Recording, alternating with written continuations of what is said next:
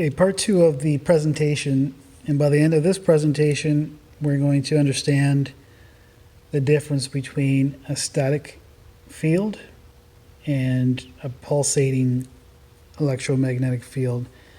We're also going to discuss the many devices on the market that people are asking about to reduce EMF radiation in the house and around them. So we'll go over each one and how they're supposed to work and how they may not work as well as we think. So let's start with some basics here. And I've been getting several questions offline about the difference between a field that is a constant field, like direct current, which you would get from a battery, versus an alternating current, which we showed in the video. This short segment will never give you enough information to learn enough about what's happening, but I'm going to try my best to describe what's going on. So with a basic circuit, you may have done this in high school or even grade school, where you take a battery, connect a wire to a lamp, the lamp turns on. Electrons are flowing out of the battery, through the wire, of course, into the light bulb. There's a little bit of resistance here in this filament, which is required in order to get your light to turn on. And then the electrons return back to the battery. And you notice I'm using non-conventional flow. Electrons actually move in not positive. I know people are used to seeing that way, but anyway, let's not get into that. Let's just pretend current is flowing this way. When the light is turned on and there's current flowing through the wire, there is a magnetic field that builds around the wire and it stays constant. Constant in the respect that this battery would always have unlimited energy, and we know that's not the case, but the field is going to stay constant. It's not going to pulsate, it's not going to change polarity, so to speak. It's going to stay relatively consistent. The variables that determine the size of that field are the amount of volts that come out of this battery, the amount of energy coming out of the battery. This could be a 5 volt, a 1.5, it could be, let's say, 100 volts.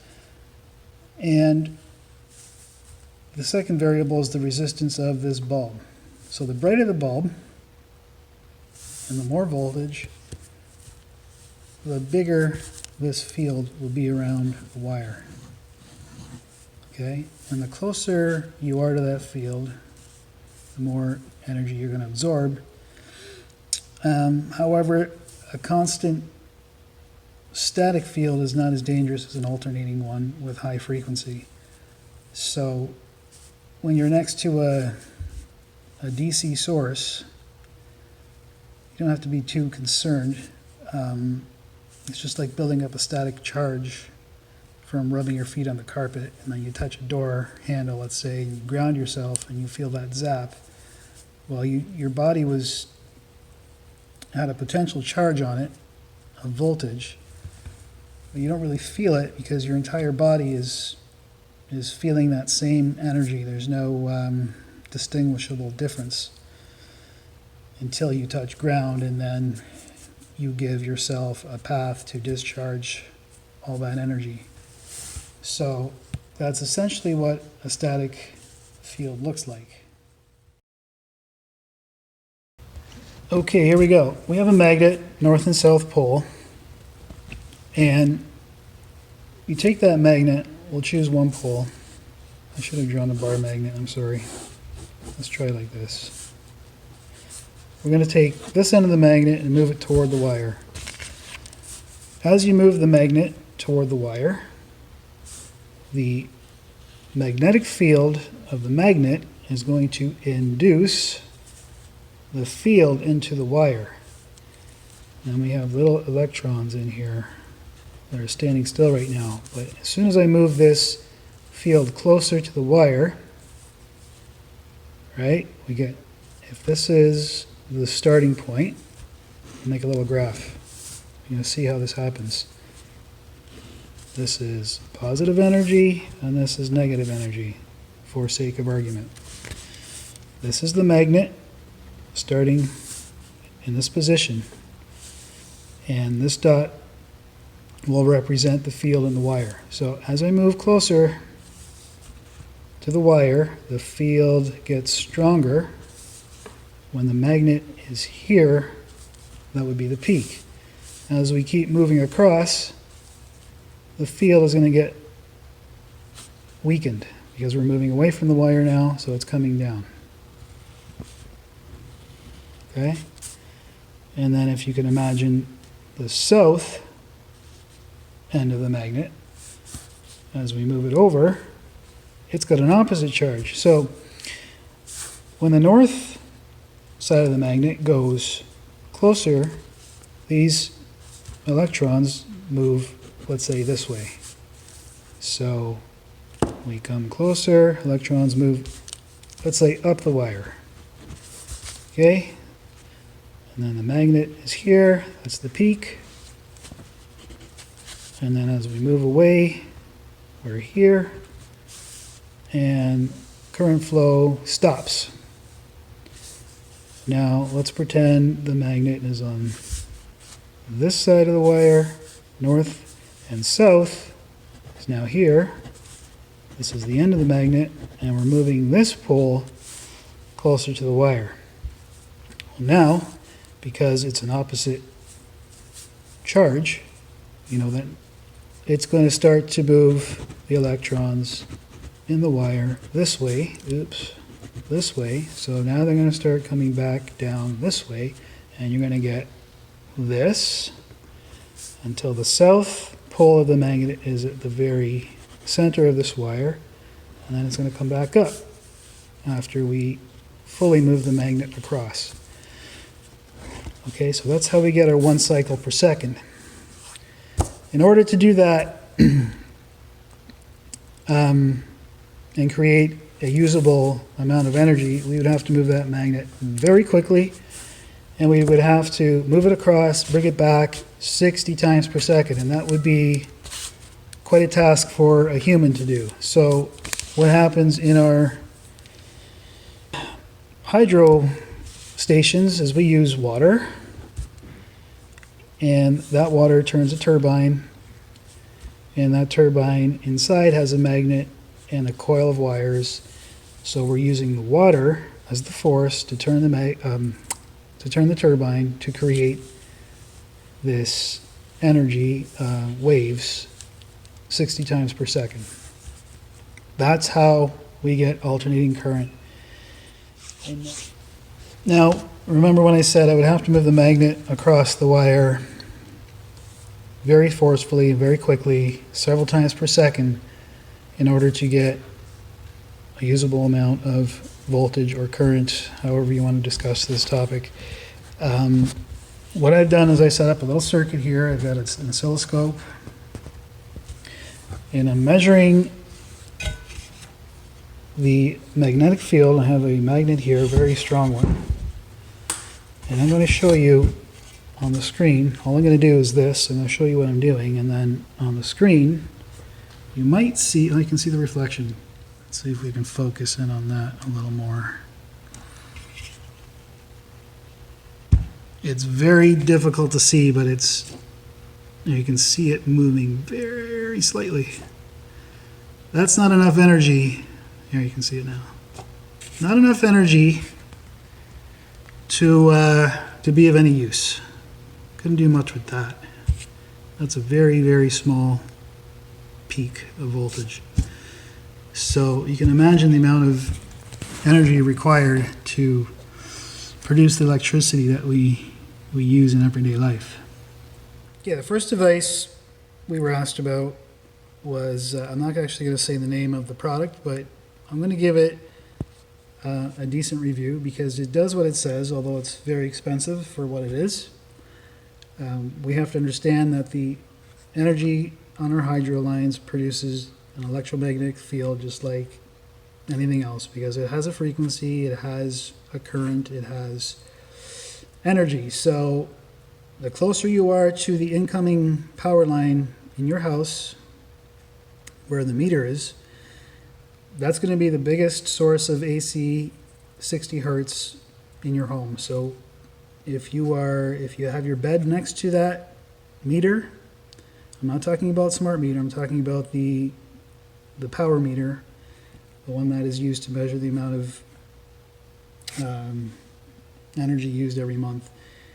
If your bed is next to that big thick wire carrying all that current into your home, you may want to move it around, because that's a big energy field to be sleeping in, and it's not good for you. So this box claims to reduce electromagnetic fields in your home based on the energy in your outlets, not in your atmosphere, so to speak, not the cellular signals coming into the house or the Wi-Fi box. This is specifically referring to the fields that are occurring around the electrical box, the electrical panel, your outlets, and that sort of thing.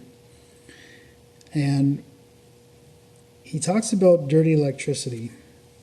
And for me to, I guess, describe what that means, I'm going to have to give you a little quick lesson on how the AC is filtered in your house. So let me see if I can draw it for you and make some sense out of it. Better yet, instead of draw it, I can simulate it with my little toy here. It's called the oscilloscope. If you didn't pick up on that earlier, the energy coming into your house may not always be clean. What I mean by clean is something like this. Nice and stable, perfect, 100% fantasy land. Well, that doesn't always happen, because there are surges and interference on the line coming off the hydro poles. Other atmospheric interferences like thunderstorms and energy of that type. And it tends to make the electricity coming into your house look something like this. It's just not as pretty. It's got little spikes on.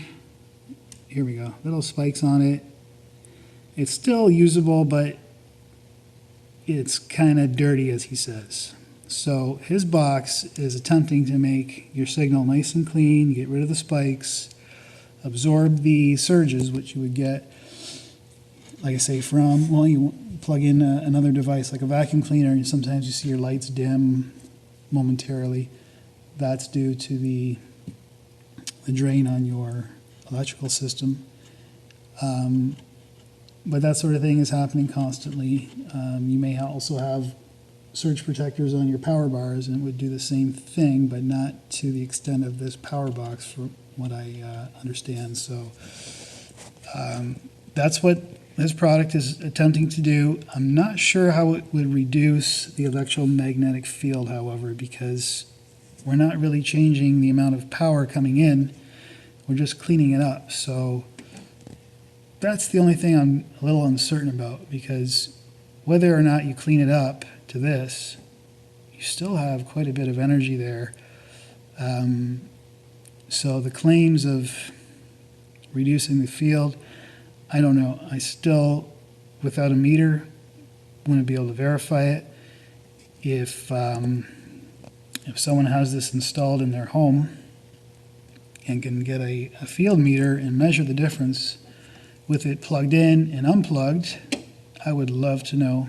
But theoretically, if there's a little bit of a difference, I could see that, but it's not life-changing, so to speak. It's not going to get rid of the field entirely, because you still have energy going through wires. Next product we're going to talk about is this USB device that claims to reduce EMF in the house, and this is the EMF coming in from TVs, cell phones, Wi-Fi routers, cell towers, okay? So let's discuss what's happening in the house and around us outside and everywhere we go, and then we're going to discuss what this thing needs to do in order to reverse that field, and you can make a decision on whether or not it's the right product for you. We're looking at this ripple in the water, and this is more or less what the antenna would be emitting, and this is, similar to what we'd have in the atmosphere around us in the house or as we're walking outside. There's energy emanating from a source, and it's spiraling out or banding out in circles, and the energy gets less and less as it gets away from, in this case, where the rock is thrown, but it dissipates as it gets further away from the source. So we have to, in order to reverse this wave, we would need an opposite energy. So instead of the peak of the wave happening at this point, we would have to have a trough or a negative wave going into the water, not out, to cancel this wave. So I'm going to show you what that looks like on paper.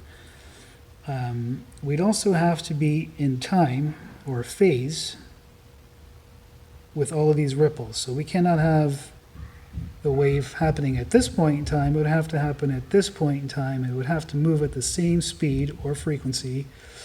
And it would have to be the same amplitude in order to cancel it out completely. So let me draw that on paper for a second. And one of the first things to consider with the wave in the water, we'll just use the water so you can get a visual. The wave comes above the surface of the water, and in order to cancel that hump in the water, you need a trough or a negative inverted wave to happen at the same time. This has to be synchronized. So this, in electrical terms, would be called phase. Everything has to be 180 degrees out of phase. To be 180 degrees out of phase would just be the mirror image. So the device, this USB device, has to be able to measure the incoming frequency, radiation, wave energy.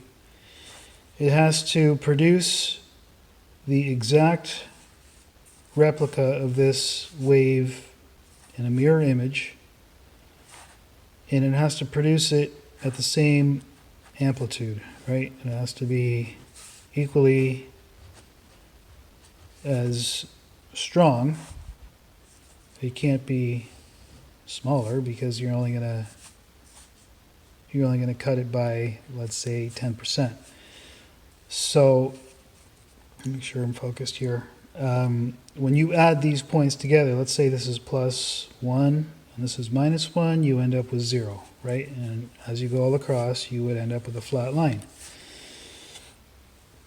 But in nature and in electronics, you have what's called a propagation delay. There's always a delay from the input to the output. There's no way on Earth an electronic device can detect an incoming frequency, process that information, make the exact mirror image of it, and then transmit it out of the device without any sort of time to do that. It needs, there's a delay between when it comes in and when it comes out. So there's going to be a phase shift. That phase shift depends on how fast that device can process all this information. But even if it's off by, let's say, a microsecond or whatever, the output is going to be shifted by X amount of time. And now, when you -1 at this point, and let's say this, let's say here we're up to +8, now you've got a difference of 7. So I mean, you've got a smaller wave. It's not even going to be the same shape, because when you shift this, the wave may look, I don't know, let's just say something different from the input. Now, that's not the only problem. The other problem is there's several thousand frequencies coming into your home or outside in the atmosphere. They're all different frequencies, they're all different amplitudes, and some of them are not, I mean, most of them are not even, these are just simple waves I'm drawing, but you could have a very complex looking waveform, and this device has to consider all of that coming in. There's absolutely no way that I can think of, without considering this delay, that you can cancel all this energy that it claims to cancel. And on top of that, as I explained last week, the device might actually be putting out more frequency or radiation because of this phase shift. Nothing's lining up, and you may be adding more into your home at a higher level because the USB device is going to have to transmit that at a higher level to cover the entire house, or at least a certain area of the house. Whereas many of the frequencies coming into your home are very low amplitude, right? As opposed to a higher amplitude. So I don't trust this device at all. I think it's one of the worst ones I've researched. It's very expensive as well. So I'm giving this like a 1 out of 10. I'll be generous. But keep that in mind. Nothing happens instantaneously, and there's no free lunch. There's always a trade-off, and in this case, the delay is the problem. Either that, or this thing's got a really wicked, magical mind, and it can predict everything before it happens and spit it out at the right time, and that's just nonsense. So I would stay away from this. I've read many reviews as well that agree with what I'm explaining here, so I'm surprised this guy has not been sued for his so-called technology and his claims. So be very careful what you read, because the marketing for these guys and these types of devices, it's very tricky. So this pendant now is another questionable one. It's really nice looking. It's not a bad price, but what it claims to do is it says it reminds your body of its natural frequency, and it claims to run off the electrical field produced by your heart. Now, as you remember, I took that magnet and I went over the wire and I showed you my oscilloscope and how the line barely moved. The voltage coming off your heart would be so small. My oscilloscope would not even measure it, okay? We're talking like microvolts, and if you've ever seen that symbol of micro, we're talking like very small amount of voltage. So your wave would be like so small. And the pendant has this coil of wire and some sort of circuitry on the backside. And this coil of wire, in electrical terms, would be called an inductor. It may be even be configured as a transformer, which would be the best case. A transformer would take several windings of wire to amplify this little signal and then use it to produce a frequency and send it back into your body to remind your body of what frequencies it needs. So that explanation right there, you don't really have to remind your body of what frequency it needs. Your body is very smart and knows what frequencies to use. But it will take this very, very small voltage, and let's assume it's configured as a transformer or an antenna, or it's picking up a certain wavelength. Because an antenna, the length of an antenna will also be more efficient at a certain frequency. So let's say it's a transformer and an antenna. So it's picking up a certain wavelength from your body, and the transformer is picking up this very small voltage and it's amplifying it. And the device itself in the back with the electronic circuitry takes that energy from your heart and spits out the frequency. Well, remember how I said before, there's no instantaneous device to process all that information and send it back out. So you're dealing with phase shifts and the amount of power to come back into your body from this little bit, because this device is only working on the energy from your body. You can't create energy out of nothing. There has to be some loss, conservation of energy. You can't get something for free. So this little bit of power or voltage, it could be amplified, but at what cost? There has to be some sort of payment to, for instance, to get that amplified signal back into your body and be effective. So besides the delay in time for the processing, you also have to consider there's no free lunch. You can't output more than you input. Does that make sense? So this pendant is going to score low as well. And another thing is if the radiation is coming in away from the pendant, from your legs or your back, I mean,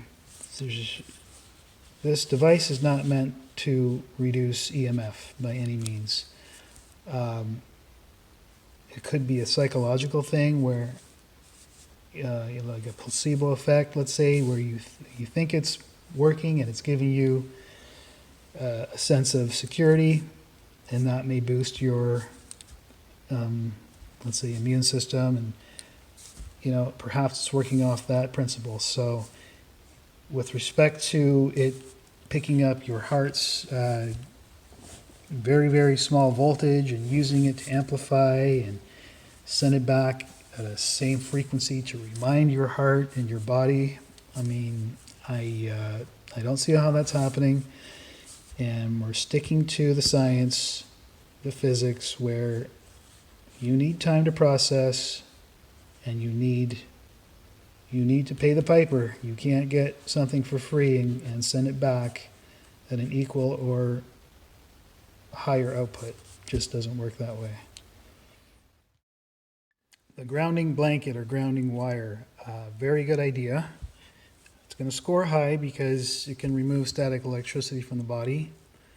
I showed you in my last video, I'm going to show you a picture here of a wrist strap that we use in electronics, where you ground yourself to earth ground so that you don't build up static charge on your body and zap the electronics. The electronics are very tiny and obviously very sensitive to voltage. So when you work in an electronics facility, many of the times your workbench will have an ESD.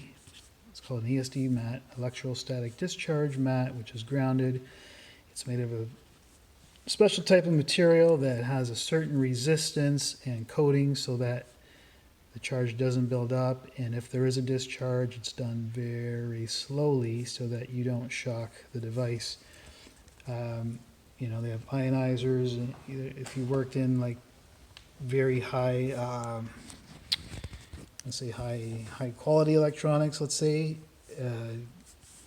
even their clean rooms and their tools are ESD protected. They spend tens of thousands, if not hundreds of thousands, to make sure there's no static buildup. So same thing with your body. Removing a charge from your body is a very good idea. Static electricity, as we showed earlier in the video, doesn't feel so good when you ground yourself with your finger till it's that doorknob and you get that sudden discharge and you see and hear the arc of the voltage jumping. So the issue here, I could not find anything conclusive, but I'm going to give a theory. I can't say whether or not EMF radiation will be discharged by the wire through a wrist strap or a grounding pad, because frequency, high frequency, we're talking like 2.5 to 60 gigahertz and more, cell tower stuff. That type of energy or frequency likes to travel in a tube. It's called the skin effect. Like most low frequency electricity and DC current will travel in the wire in the center core, in the conductor. High frequency tends to rise to the top, the skin effect. So it's going to travel on the outside of the wire. And in radar systems and high frequency devices, the frequency is transmitted in what's called a waveguide. It's basically a hollow tube.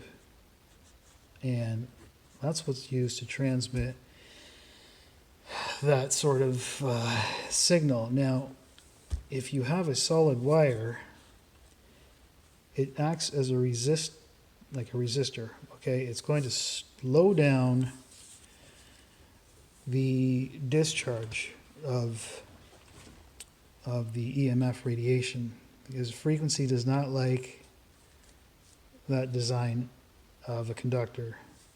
Another thing is, which is tough to explain, this could act as an antenna and attract a certain frequency and bring it up, or it just may ground it. I'm not sure. I would hope it would go to ground because it's the least path of resistance. But wires can act as antennas when it comes to frequency. So this is a great idea. I would use one. I wouldn't worry too much about the EMF coming in on the wire, because like I say, it should go to ground, if anything, or it would stay on the wire. I would say there's very little chance of it going up to the pad and creating some sort of field. With EMF on the body, I don't see it draining down. And another thing is, when you're laying on this pad, part of your skin should be touching it. Just so you know, I mean, your clothing may impede that charge from going to the pad and down. So it probably says that in the instructions. It'll sleep on it without a shirt, or there must be some sort of strap that you can put into your shirt or down into the waistband of your pants or whatever, your pajamas. So read the instructions. There's a lot, it seems simple, but there's a lot going into this sort of static protection. So that would be it. It's a good thing to ground yourself. Keep yourself grounded, as I say, to nature. Reduce all that static buildup. And with respect to high frequency signals, the best thing we can do, if you go back to video 1, stay as far away as you can to these sources. use them as little as you can. Exposure time is critical. And, by all means, stop using automated devices, remote controls, Bluetooth, your Alexa, home speaker system, just all that stuff is just adding to the problem. So I hope you found this interesting, and I look forward to more questions.